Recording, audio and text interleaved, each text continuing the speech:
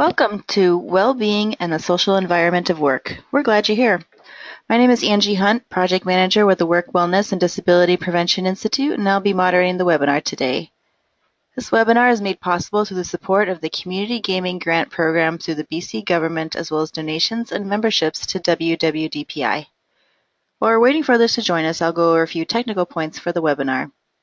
You should be able to hear the presentation through your computer speakers or through the conference call line if you dialed in. Please use the question box to submit any issues you may be experiencing and to ask any questions you have related to the presentation. We'll collect questions submitted throughout the presentation and follow the presentation with the Q&A based on the questions submitted. Following the webinar, any questions not answered in the allotted time will be answered and distributed after the event. The presentation will be recorded and posted for free on our website within a week, along with the slides. You'll be emailed direct links for all of these items when they're available. As I mentioned, my name is Angie, and I'll be moderating the webinar and Q&A session. Our presenter today is Dr. Kevin Daniels. Kevin Daniels is Professor of Organizational Behavior in the Employment Systems and Institutions Group, Norwich Business School, University of East Anglia, UK. He's also lead for Work and Learning Program of the UK's What Works for Wellbeing Centre, which seeks to give impartial advice on improving well-being in society. Kevin is a fellow of the British Psychological Society and has been active in researching and consulting on well-being for nearly 30 years. And now I'll hand it over to Kevin. Thank you, Angie. I was about to say good afternoon, everybody. Good morning, everybody, as it probably is with you. I'm very much looking forward to talking about social environment and well-being today at work. I'll give you a little bit of context about the What Works for Wellbeing Centre. It's part of a wider network in the UK of What Works centres which are focused on giving impartial advice in a range of areas, including healthcare and clinical excellence, local government. There are specialist What Works centres for Scotland and Wales, and also for policing and early development and things like that. So we're part of a wider network that aims to build on the existing scientific evidence and synthesizing those evidence, or synthesizing that evidence base in order to inform policymakers and other key decision makers about the best courses of actions to take to achieve specific outcomes.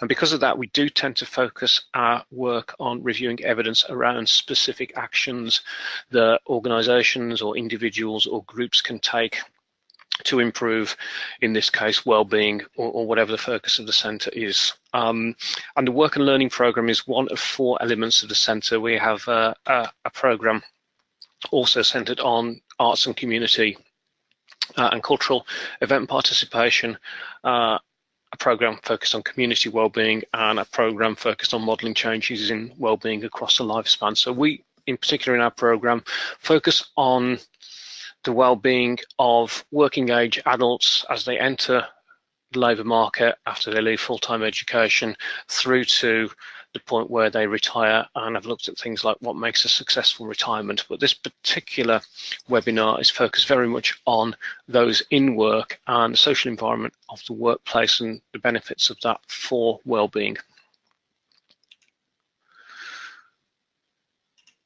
So in terms of structure and objectives,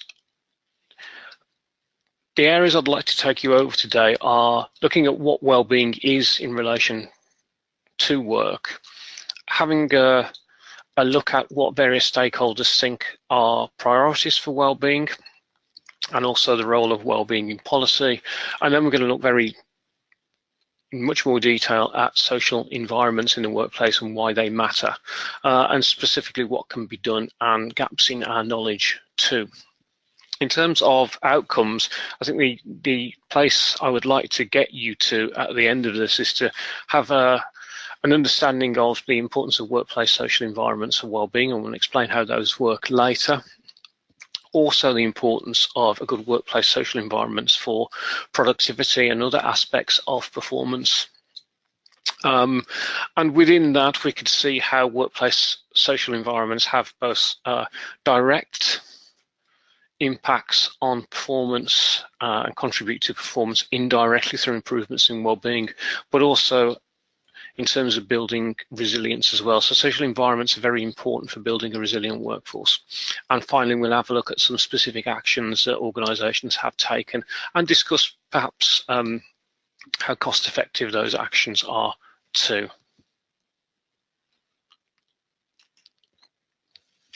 So to begin with, in public policy, in the United Kingdom, there has been a big debate about what marks societal progress.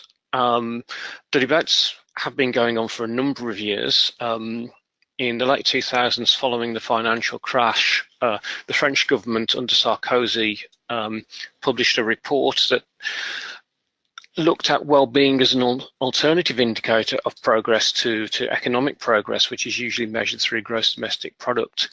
And in the UK, the debate has been centered very much around measurement of well-being and the argument that the function of government really is to improve the well-being of its citizens rather than to improve economic markers as such. So there is a refocusing. I wouldn't say we've completely refocused on well-being, but there is a growing recognition of the importance of the impact of specific policies on well-being and using well-being as one metric, as a number of metrics upon which to gauge the likely success of any policy option. And our Office for National Statistics takes measures regularly, I think 4 times a year in the UK, across the whole of the UK, to see how we're doing as a nation and how various areas in the UK are doing as a nation. And those markers look specifically at 4 psychological aspects of well-being, so it's a lack of anxiety, happiness, overall satisfaction with life, and also the sense to which people feel that they have meaning and purpose in their life. There's a wider set of well-being metrics around things like employment rates, education rates, crime rates, and so forth, but these particular ones around psychological well-being are the key focus. In practice, they do tend to cluster together. So people who are happy also tend to be less anxious, also tend to have more life satisfaction and feeling that their life has some meaning and purpose, but they are not the same things and they don't necessarily always go together. It's just for most people, they do tend to cluster together, which leaves a big problem in some ways for public policy, because if you are going to gauge the success of a policy, you need a metric, and if you're going to gauge the success of different policies, then you need to be able to compare those policies on some sort of common metric. So there have been a lot of arguments that the key indicator of well-being and the key indicator on which to focus when looking at different options for improving well-being should be life satisfaction. And one of the key arguments for this, as well as its simplicity as a concept, is that life satisfaction applies to everybody across life course. It applies to children, it applies to those who are retired, it applies to the employed, and applies to the unemployed. It also enables, with some clever modelling, to look at the effects of policies across generations. So, for example, a policy that affects working age adults may have knock-on effects to their children. So from that point of view, there are good arguments for focusing on life satisfaction. But for those of us concerned with specific environments, like the environment of work, there are specific issues as well as more general issues with adopting life satisfaction as the metric for well-being. The first is that there are different measures of life satisfaction. So in the UK, we use a measure that goes from 0 on a 10-point scale to 10, and people rate how satisfied they are with their life. Nowadays, there are different measures commonly used in North America, for example. So we have this issue of converting measurements using different scales and different questions into a common metrics, which is difficult. There's also the issue of there are different aspects of well-being relating to happiness, anxiety. We can take indicators of psychological health as indicators of well-being as well, so absence of symptoms, for instance, and there has to be some way of converting these different measures, assessing different aspects of well-being, into life satisfaction. And the specific issue for those concerned with the work environment is that we tend to focus on things like job satisfaction and work engagement as key outcomes. and there has to be a way of converting that into life satisfaction. And many of the objections that we come across in relation to just using life satisfaction is that there are questions about whether that is all there is to well-being, whether there's something more to well-being than just that. So in order to explore this question, we did some work with a range of stakeholders across the UK. We issued a survey. We talked to people at different events. We had focus groups, and we talked to labour union people, managers, HR professionals and experts, students in higher and further education and what they thought about work, as well as workers themselves. And what we found in relation to work was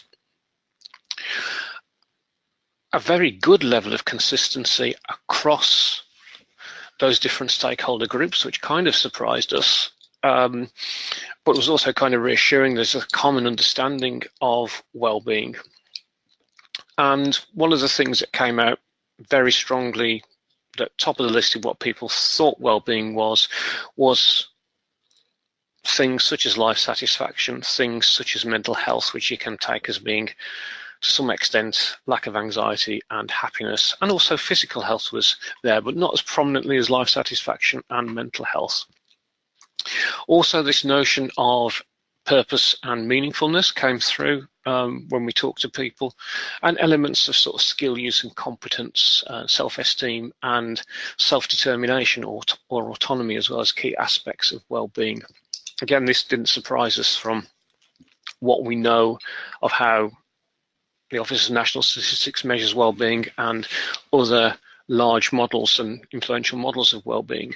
One thing that came through that did surprise us, because we know that good social relations are very good for well-being, was that our stakeholders seem to see well-being as integral to being part of a community, or put another way, that without being part of some sort of social community, there was an absence of well-being in some way, that well-being and community are somehow inextricably linked.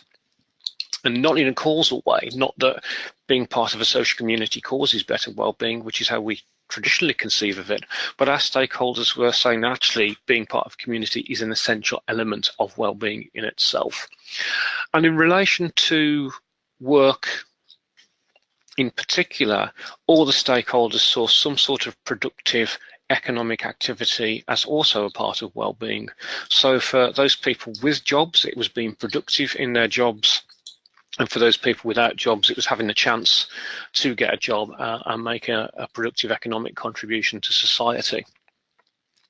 We also looked at a large survey of workplaces in the UK, which is of around about 2,500 workplaces and over 20,000 workers, which asks questions about how anxious they were feeling at work, about whether they felt depressed or unhappy at work, but also their commitment to the organisation, the satisfaction that they had with their job, and also aspects related to whether they had trust in management, whether employment relations were good in the workplace.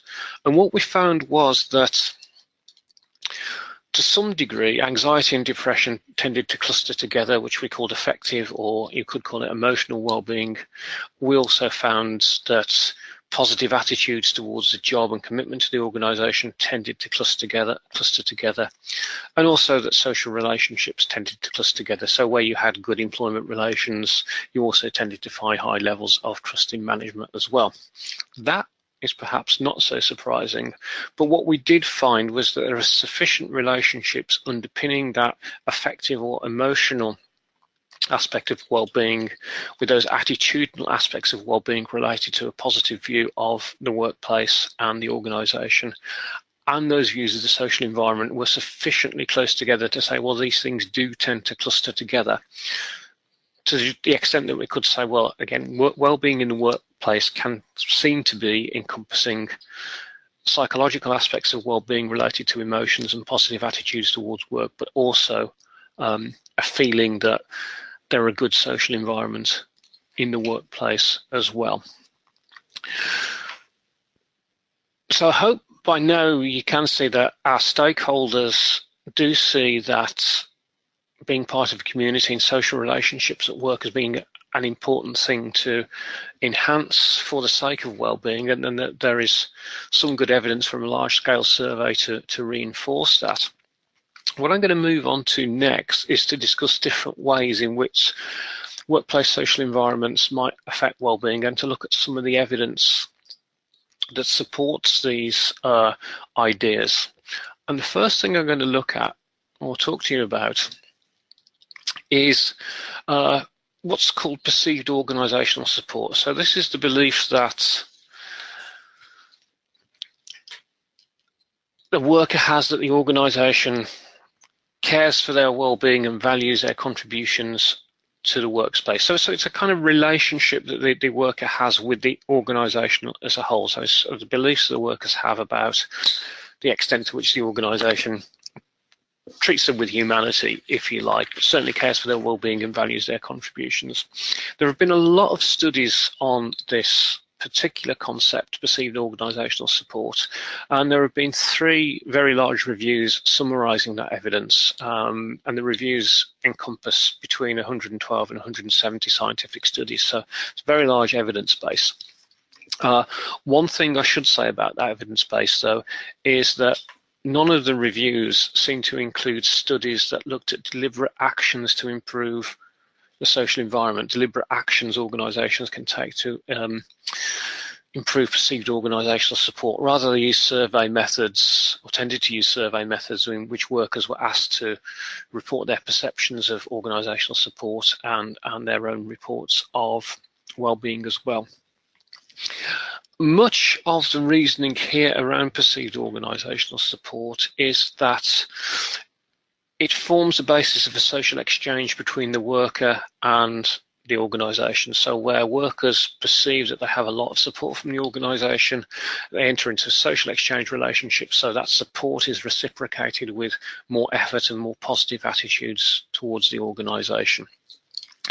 And there is a lot of evidence to support this particular assertion, and overall, across the 3 reviews, there were strong to moderate relationships with various indicators of well-being across a broad range of indicators of well-being, and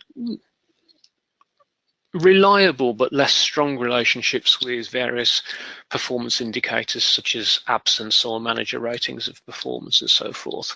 So overall then, it does seem that there is good evidence of relationship between perceived organisational support and well-being and performance, but we don't have too much information on what exactly it is organisations can do to improve perceived organisational support. The second major area of research and theory in relation to social environments concerns the concept of organisation climate. This covers many things, but it's essentially workers' perceptions of the organisation and people in the organisation as a collective. So it's perceptions of support from others, perceptions of how good relationships are with others, co-workers and managers, perceptions of how good communication is, levels of participation and decision making, and sort of recognition from others in the workplace. And it can also include safety. So in safety critical areas and high hazard industries, the notion that there are positive attitudes towards safety within an organisation, we know also contributes to well-being. And again, there have been 3 reviews in this area. The evidence base is not quite as extensive as with perceived organisational support, but it's pretty extensive, with between 14 and 165 studies included in these major reviews.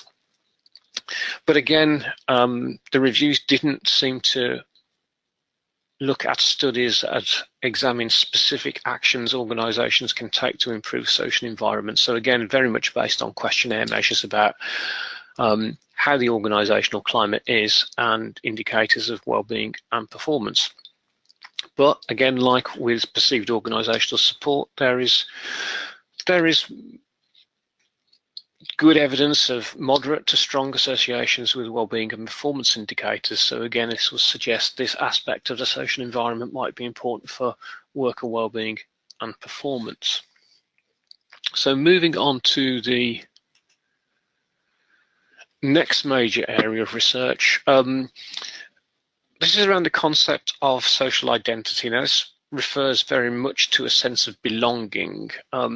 Social psychologists tend to talk about social identity as a merging or integration of membership in a community. In this case, it'd be membership at a community at work, workplace membership, into one's own identity, defining who one is by membership of the organizational community of that workplace, of that organization. You can have multiple identities.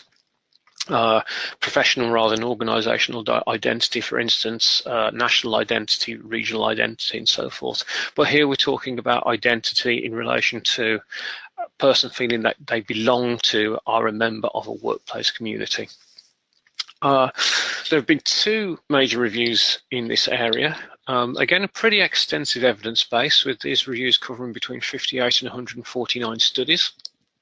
There were a few studies that took place in laboratories here. So here you're having simulations, so you get students into a laboratory and you try and persuade them that they are a member of an in-group and have a specific identity, and they identify with that group, and you have a look at the effects on performance on laboratory tasks or their mood.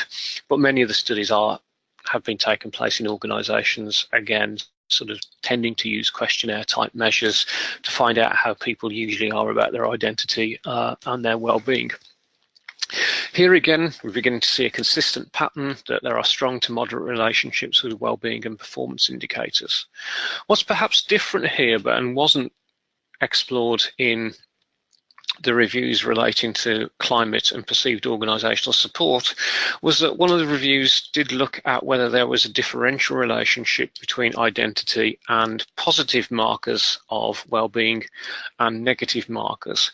And although there were still reliable associations between social identity and positive well-being, and also with negative indicators, so people with a strong sense of identity belonging with a workplace tended to, for example, experience less anxiety, it seemed that the relationships were stronger with the positive indicators. So it would seem to suggest that social identity is a good way of promoting well-being rather than preventing ill-being. It could still prevent ill-being, but the effects are stronger on that promotion of well-being.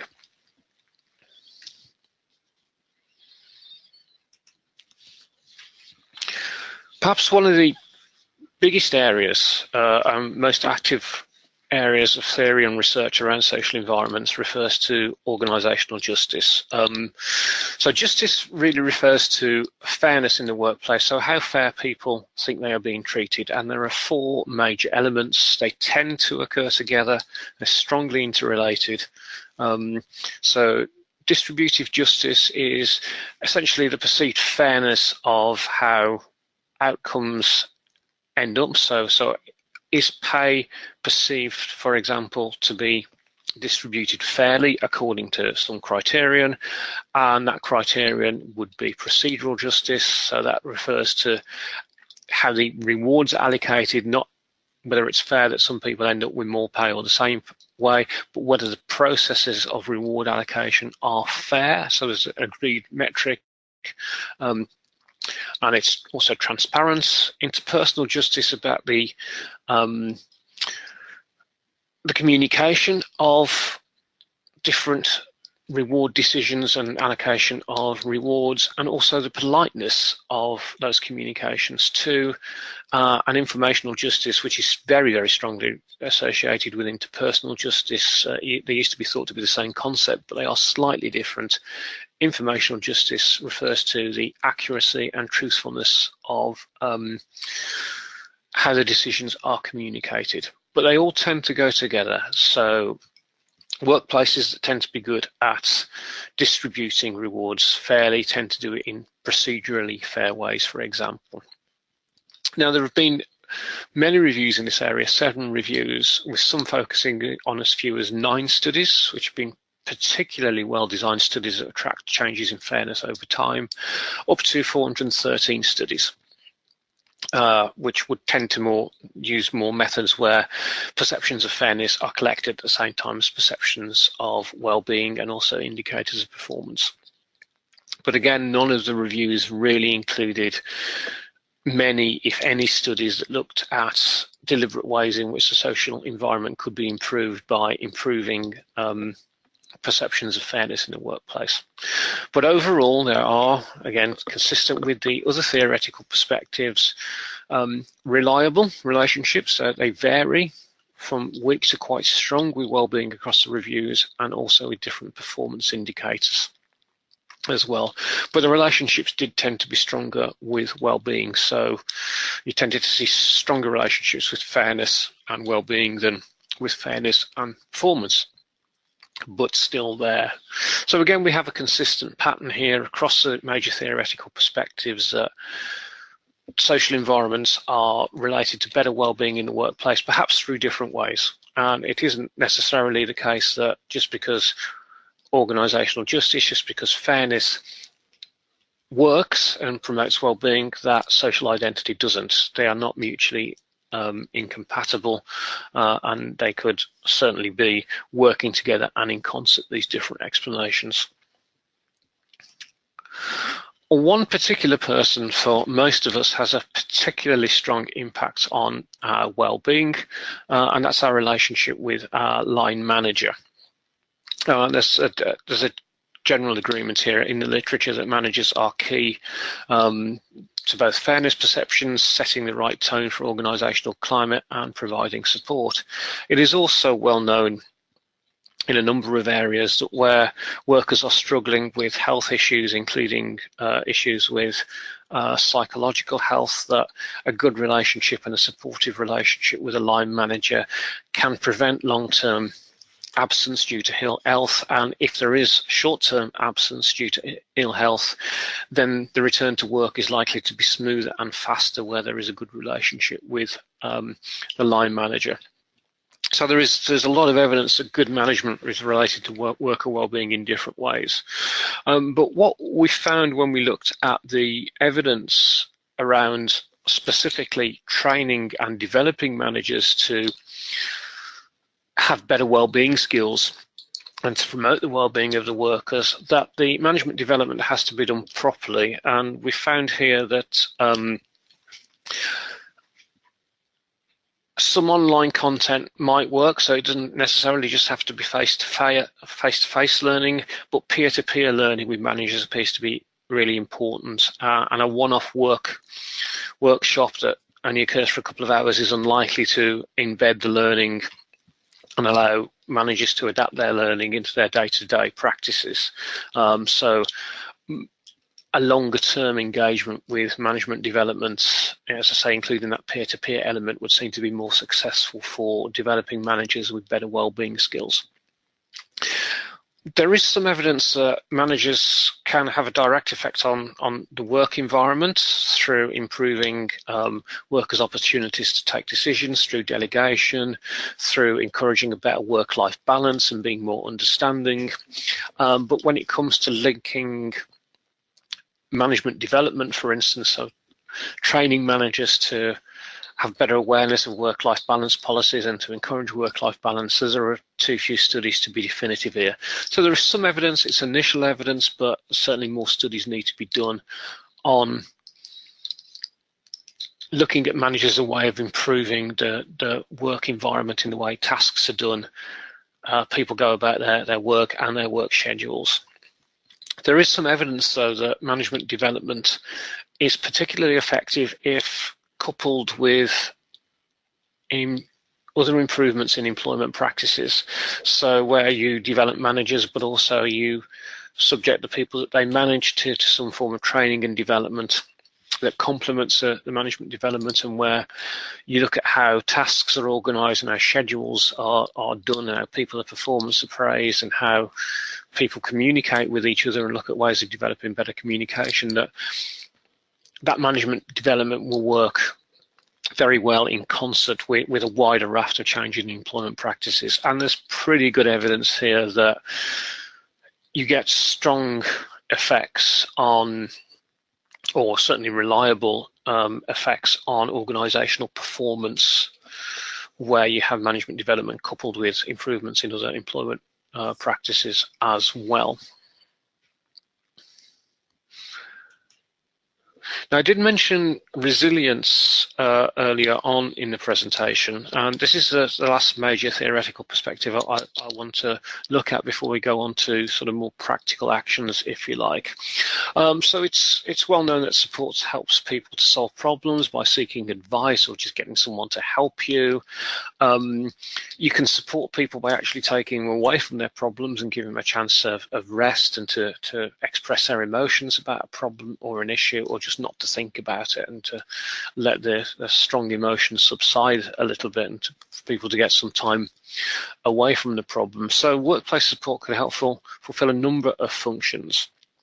And there's also evidence, especially helping people to solve problems, that this workplace support is linked to better innovation. So workplaces that have high levels of support, especially around problem solving, are more likely to be creative and innovative, to learn by doing as well. And this, of course, has performance impacts as well as well-being impacts. So the notion of continuous improvement in some ways that you see in advanced manufacturing is very much embedded in team working, and that team working enables team workers to support other people in their teams to solve problems and learn by doing and put in place improvements.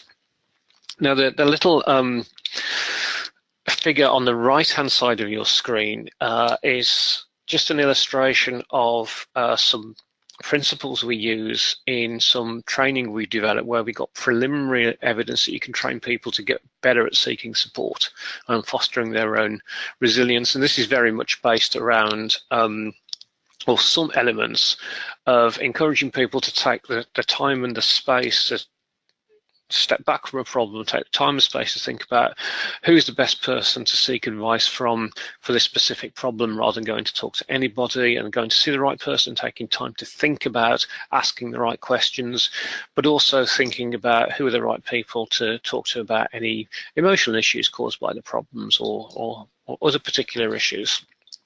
And also there's that element of sharing the knowledge that is learned through solving the problem as well. And we've got some, as I say, some preliminary evidence that you can train people to get better at seeking support and foster their own resilience.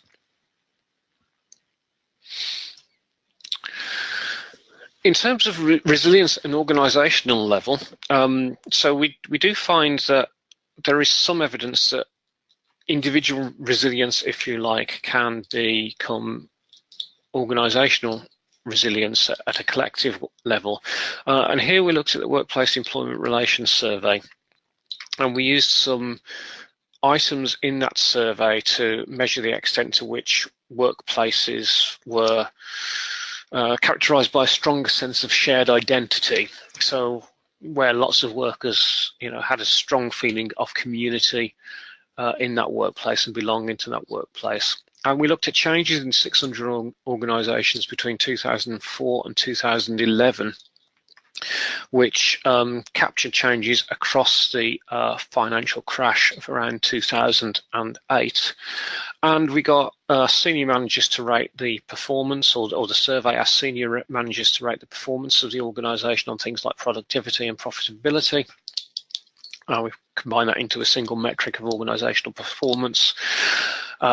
We asked workers about their well-being, and we also asked managers about whether the organisations had taken any actions to combat the effects of the recession on the organisation. This can mean things like more flexible working, reduced hours, and so forth. And as you can see from the graphs, or the columns have been normalized to reflect similar metrics across well-being, which is given in the green, and performance, which is given in the pink.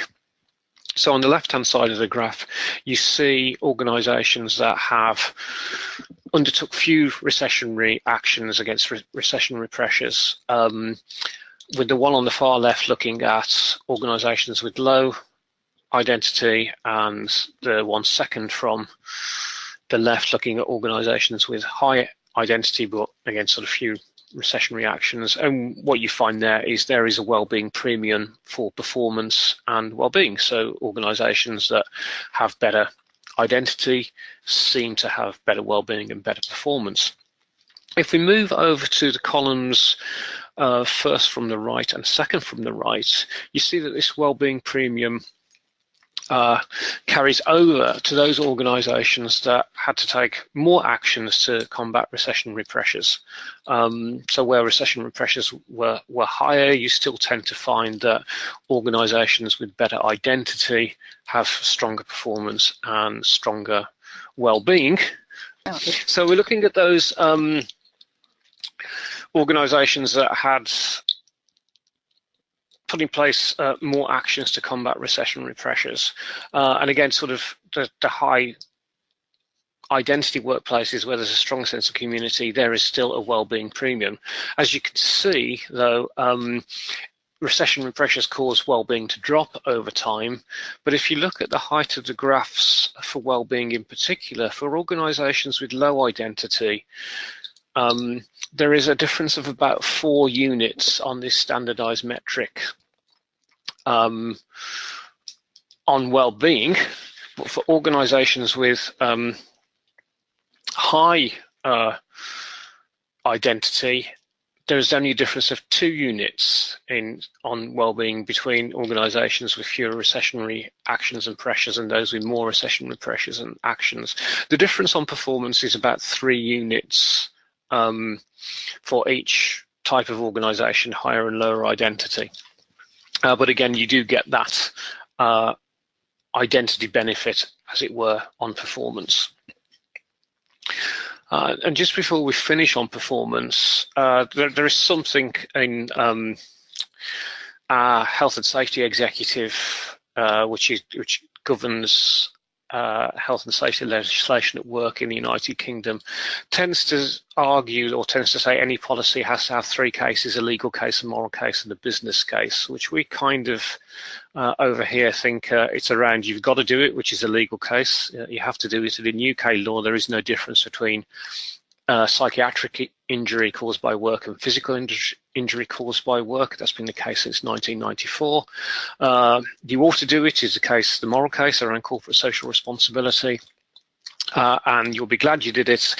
In common with most developed economies, stress accounts for quite a lot of work-related illness in the UK, and that will be similar in Canada and the United States and Australia and Germany and the Netherlands. It's a pretty similar figure across the board. The additional case we would make, though, and this links to productivity, is there is a taxation case. So your government should want you to promote well-being in the workplace because of the benefits for performance. If organisations are not performing as well as they can because of poor well-being, there'll be lost corporation tax. People will be absent from work, going into long-term absence, which means loss in personal taxation as well, and of course there will be increases in social and healthcare spending as well. So we think there are 4 good cases for promoting the evidence that well-being is linked to productivity, and I hope I've demonstrated already it is, but in case you're not yet convinced, there was a big review published within the last decade of 73 studies that looked at organisations with higher levels of well-being and compared them to organisations with lower levels of well-being. Specifically, they looked at job satisfaction and looked at the links with organisational performance. And here we find that there are moderately good relationships here, that they're reliable, they're strong, they are there, they are not illusory, and they're of moderate strength. So they could be stronger, but they're certainly not weak. And one of the things to link back to the theme in this seminar, on this webinar rather, around social relationships, some of the link between well-being at work and performance is partially going through better social relationships and helping, because when people are in a better mood, they are more simply just more pro-social. So organisations where there are essentially happier workers, more satisfied workers, those workers are going to help each other more, and that's going to contribute to not just a better environment at work, but translate through to better performance for the organisation too. Now, a lot of the way through the webinar when we talked about specific approaches organisations can take to this. Do you promote identity? Do you promote organisational support? Do you build a better climate? Do you look at social resilience? The research hasn't really looked at specific actions. Now this is important. It's really important for two reasons. The first one is clearly, without knowing what can be done, managers and other organisational stakeholders won't have a clue exactly what to do, so it is practically important. But for me as a researcher, it's also theoretically important, because it's important to know what specific actions are taken and their consequences. Measuring things just by questionnaire alone and asking surveys is insufficient, because it could be something that you don't measure in the survey causes people to feel happier and to have better social relationships at work. So what you might be tapping into is something like extroversion. Extroverts, the personality type, tend to report themselves as having stronger positive effect, and also tend to report being more pro-social. So that would be no good. But if we have evidence that a specific action leads to a consequent change in well-being and performance, then we can be much more confident that that action has a causal link with well-being, and the actions you can take would vary or could vary according to whether your focus is on identity support or resilience and so forth. And ideally you would have, as well as before and after measures, so you take measures of well-being before you do something, measures of well-being after, and you see a change. You'd also have a control group, a comparison group, that shows you what would happen if nothing had changed for those people who received nothing as well. And consequently, you can, if you find out your actions work, introduce it into that comparison and control group so that they don't miss out, and in fact they can benefit from the learning you've got from the first time round that you introduced a change into the other group. So as part of looking at specific actions, we conducted a review using a systematic method to eliminate bias in our interpretation. Now, one of the things that was really interesting here was that in looking at the different reviews that have been done previously and have just gone through, we counted at least 900 studies demonstrating some sort of association between aspects of the social environment at work and well-being and performance, and a number of studies conducted in psychology laboratories in universities as well.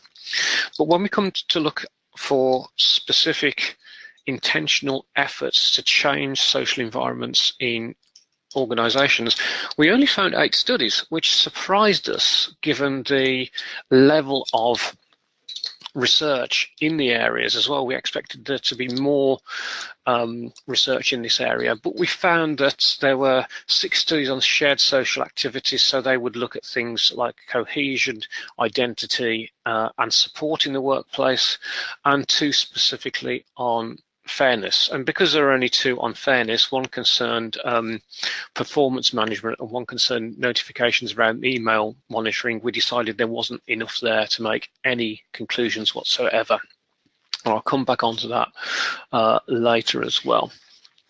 But what we did find in reviewing the evidence was that in those studies that looked at different actions to improve social environments in the workplace through different shared activities, and I'll give some examples in a while, then there tended to be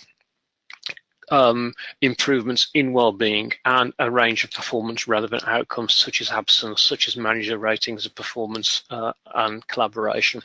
And that was consistent across the studies. So there was some improvement in well-being in each of the studies for at least some of the workers in those studies as well. And what we also found that was all of the actions required some input external to the work group. So for instance, training workshops facilitated by an external provider, that the workers needed to have favourable attitudes prior to the actions. So some work might need to be done to find out what it is that workers would value in terms of social activities, so they have a favourable attitude. And the key thing was there were several components. So there was not one set of actions that we looked at that involved one workshop for an hour or something like that. There were several different components, often over a sustained period of time. So it looked like that there might be an element of having to repeat actions or complement actions with other social activities.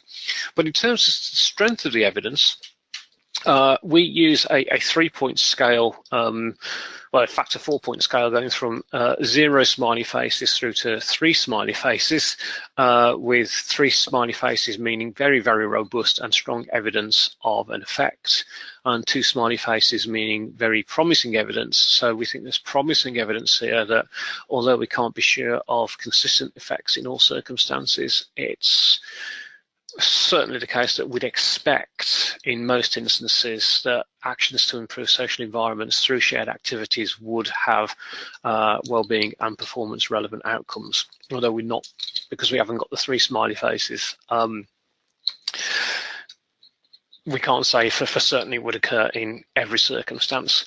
The other thing to point out is that we think these actions would be quite cost effective compared with other things that you can do, because having workshops, having social events and so forth actually don't cost that much per worker, and because the intervention, the action is delivered to a whole work group at the same time. So we think this could be a very cost effective way of improving well-being. So before I go into some examples of what to do, I just sort of quickly mentioned what we don't know. The first thing is we don't know why there is so little research on specific interventions, actions to improve fairness in the workplace and their impacts on well-being. There is quite a lot of research, and we found research on ways of improving fairness, but less research on the well-being impacts. What we think might be going on here is that, firstly, in many countries, many developed countries in particular, fairness is legally mandated. So you have to do it. It's almost pointless looking at performance and well-being outcomes because it is a requirement by law, and you could easily make the argument that fairness is a requirement by law because it is a worthy social and societal goal in itself. So it may not need any further justification than that, and I think many people would subscribe to that idea anyway. In relation to social environments, full stop, well, clearly we need more and better studies. This is to give us more confidence about specific actions and better knowledge about specific actions and about how such actions might have different effects in different groups, segmented difference by gender, age and so forth, and also more studies that look at specific mechanisms. Although we found evidence that workers' reports of social environments improved in the studies that we looked at, the particular actions that organisations seem to take weren't focused specifically on things like resilience or identity. And we think it's important to look at these aspects in order to get the right combination of components, so to avoid duplication and to get augmentation. So for instance, instead of having 6 activities focused on resilience, it might be more effective to have a couple of activities focused on resilience, a few activities focused on improving sense of belonging in the workplace, for these different components to reinforce each other and not be redundant. So you have a wider coverage of effects, if you like, tapping on multiple potential ways of improving well-being through identity, through social exchange and perceived organisational support, through resilience and so forth. So I did mention we come to some specific actions. So the actions that have to be expensive, big or complex. So this is an example on the slide from a study of activities in Denmark with a cleaning team that was multi-ethnic, and from memory I think only 2 of the team were native Danes, and the rest were migrants from the rest of the world. And there were activities around shared learning, in this case both in Danish and in technical training on different cleaning chemicals and technologies, a workshop on how to improve satisfaction and teamwork in the team, an increased focus on collaboration in staff meetings, which also increased in frequency, and social events. And generally this kind of intervention was shown to have positive effects, for the cleaners in terms of their performance and their well-being. So the things you can do include training workshops, workshops on specific issues or action planning groups, mentoring programs, and social events. But the key thing is there need to be several components, and at least one of the components has to get someone from outside of the work group to facilitate that component. So to come to some conclusions then, I suppose there are three major things to take from this webinar. First is there is a lot of evidence around the benefits of positive and supportive social environments for performance, well-being, health and attitudes at work. There are many ways in which positive social environments can enhance well-being, so different routes to go through, such as a sense of belonging, greater resilience, perceived organisational support, and perceptions that there is a good social climate, full stop. And there is promising evidence that relatively simple and cost-effective actions can actually improve social environments in workplaces and consequently performance and well-being. So that's the end of me talking, and now I have some time for some questions, which I believe Angie is going to facilitate for us. And thank you, Kevin. And to our audience, if you have any questions at this time, please enter them into the Q&A box on the GoToWebinar panel, and we'll read them out loud. A few questions that came in. In studying organizational justice, what type of questions are asked to the participants, and are these questions modified by industry, or are they general questions? Gosh, there will be, I don't have any examples to hand. There are pretty standard questions used around justice and fairness, which can be found quite easily. You can modify them, it's like most things, you can modify them if you want to, and if it's important for a specific context to modify them or a specific group. So you have to take into account, for example, literacy rates in different occupations. But it should be relatively easy to find quite good measures that were covered in our reviews. But they ask questions about very much related to trust as well. But to what extent, you know, do people receive promotions and pay in a sort of fair way, and are the promotions and pay fairly allocated in the right way, and so forth. Relatively easy to track down though. Okay, great. Another question that came in, do you have an article summarizing your findings? Yes, I do. In fact, I can point you to two places. One, we will, after this particular webinar, because this webinar will get published, we'll create a cut down version on our own YouTube channel, which will just be a few minutes. But if you go to whatworkswellbeing.org, we've got a number of evidence briefings there.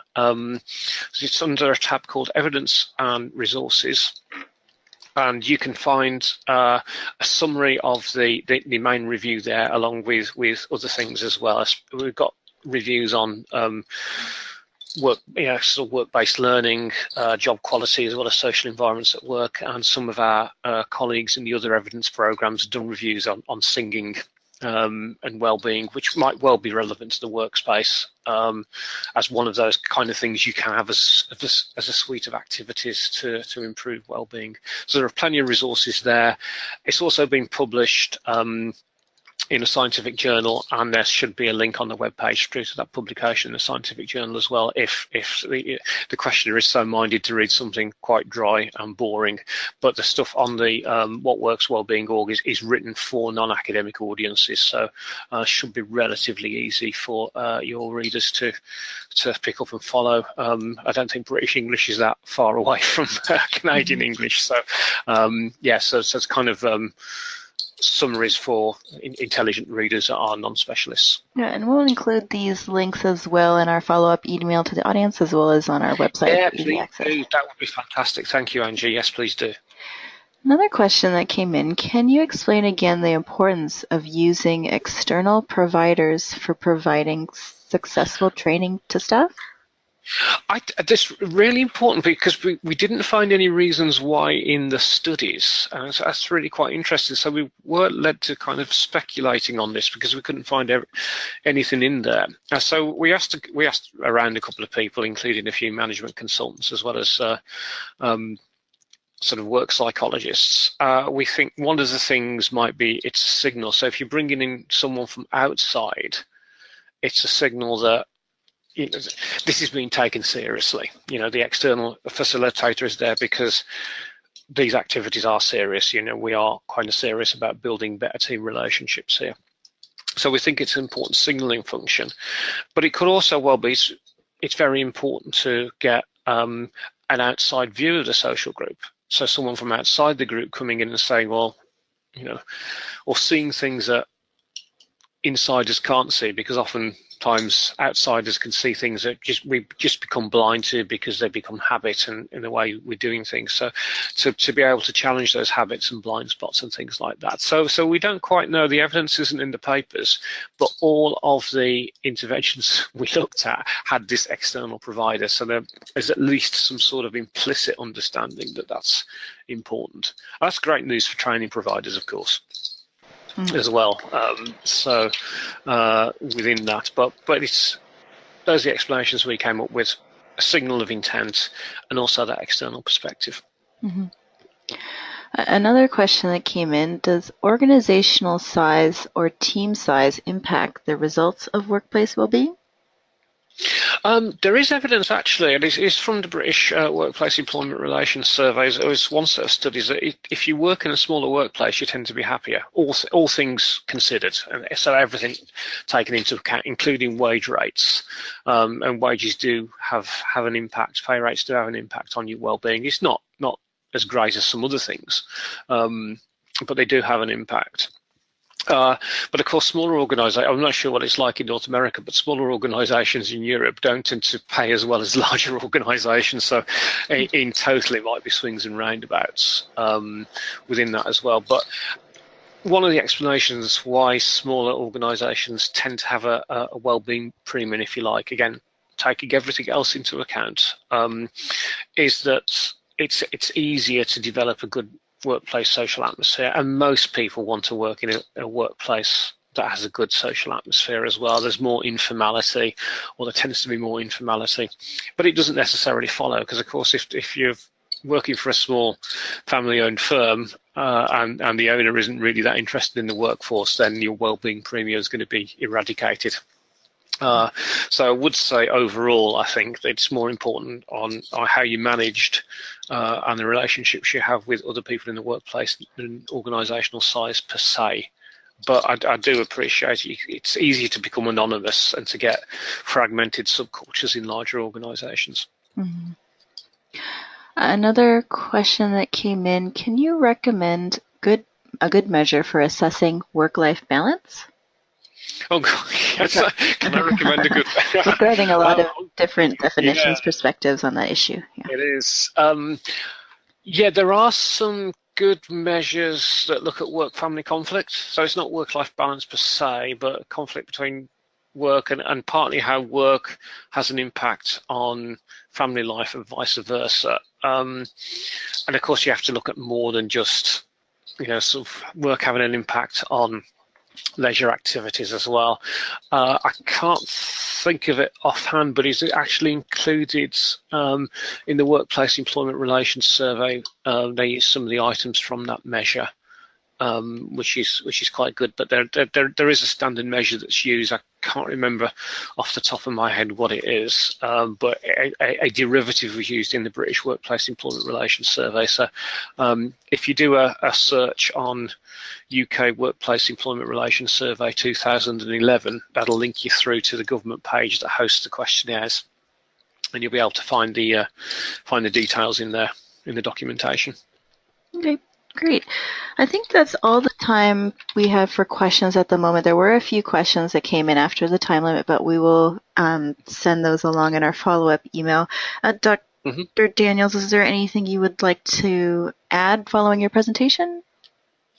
Yeah, I suppose there's one thing, because I'm talking to a multinational audience, in effect. I mean, one of the things is that we didn't find any differences across studies in different nationalities. So the studies we looked at were based in North America, the UK, and Scandinavia, and we didn't find any essence of more of an impact of social activities in the more collectivist Scandinavian countries than the more individualist sort of North American and British cultures. And we do think these things are pan-cultural anyway. So if you look at the wider set of studies, not just the intervention studies, but the studies that look between correlations between identity and well-being and using survey-based research and justice and things like that, it appears that these are pan-culturals. It doesn't matter where you are. There is some suggestion that the North Americans and the Brits and the Australians are a little bit more sensitive to justice violations, but everybody's sensitive to justice violations. So I don't think there's much to say in the word, it's a case of that these actions will be more or less effective in different sort of institutional or national contexts. We do think they would apply anywhere. Great, and thank you so much for your presentation and for the time we took to answer questions.